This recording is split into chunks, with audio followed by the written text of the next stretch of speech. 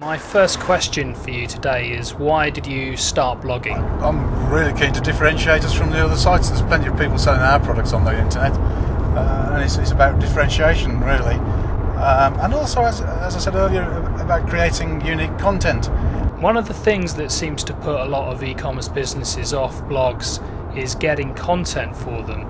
So tell me, how do you get content for your blog? I stumbled, as you do, on Google on the Google Alerts, and so every night now I get about a dozen, 14 emails from Google based on my keywords. I also check out my competitors and myself, so if anybody's putting anything in either the news or a blog about ourselves, then at least I get a warning about it.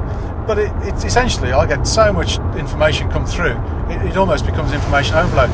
But some days I can post 5, 6, 7 blogs in a day, some days none at all, but it really is what's going on in the industry. If you're getting world news, you get a really good depth of information. It's absolutely fascinating to see what's going on. Would you say it's actually starting to generate sales? I mean, it is difficult to quantify. You can't say, because we've got the blog, we've received this many orders or whatever.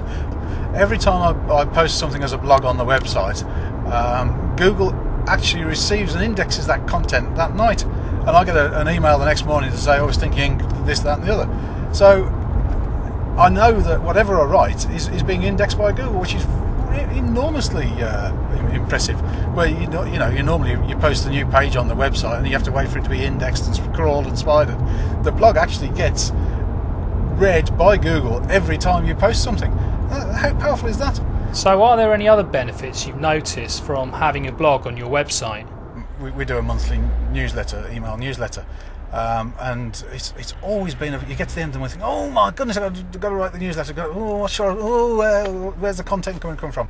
Well, I don't have that problem anymore because the content's on the blog. So we take the probably half a dozen to, in a month I'll probably write 50, 60 articles. So you pick your top ones that you want to promote, and that's your email newsletter done in a couple of hours. So it has various benefits. So if we're launching a new product, I'll blog about that, I'll link into the product, and what we find is that the links then into the product from the blog strengthen that page on the website, and you tend to go straight in at number one on Google for those searches, which is is all part of that indefinable power of the blog. You mentioned WordPress. How did you end up using that software?